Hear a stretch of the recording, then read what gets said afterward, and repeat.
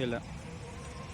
यवतमाळ नगरपालिका क्षेत्रातील army road स्थित हा नाला असो, यवतमाळ शहरातल्या सिमेंट कॉन्क्रीटच्या त्या छोट्या छोट्या नाल्या असो, यवतमाळ नगरपालिकेच्या वतीने कुठल्याच प्रकारची स्वच्छता मोहीम राबविण्यात आलेली नाही। एकीकडे नगरपालिका दावा करते की स्वच्छता मोहीम आटोपली आहे, मान्सून तोंडावर येऊन ठेपला आहे, परंतु संपूर्ण नाल्यामध्ये घाण्याचं साम्राज्य या यवतमाळ शहरामध्ये आहे। एकीकडे रस्त्याची डागडुजी होऊन नाही, जे चांगले रस्ते आहेत त्या रस्त्यावर डांबरीकरण केले जात आहे, जे रस्ते वर्षानुवर्षे खड्डे पडलेले आहे, ज्यामध्ये पावसाळ्यात अपघात होण्याची शक्यता आहे, अशा रस्त्यांना मात्र नगरपालिका कोणत्याच प्रकारचं लक्ष देत नाही।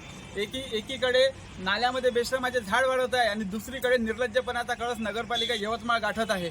मी या ठिकाणी यवतमाळ नगरपालिकेला आज निवेदन देऊन मनसेच्या वतीने इशारा दिलेला आहे की यवतमाळवरील जे नाले आहेत त्या नाल्यावरचं सर्व अतिक्रमण त्वरित दूर करावं, यवतमाळ शहरामध्ये मान्सूनपूर्व स्वच्छतेची कामे पूर्ण हातात घ्यावी आणि सर्वात महत्त्वाचं म्हणजे यवतमाळकर जनतेच्या घामाचा जो पैसा आहे तो घामाचा पैसा कोणाच्या घाशात चालला याचा शहानिशा होण्यासाठी यवतमाळ शहराच्या स्वच्छतेचं पूर्ण ऑडिट करण्याची मागणी मनसेच्या वतीनं मी आज इथे केलेली आहे।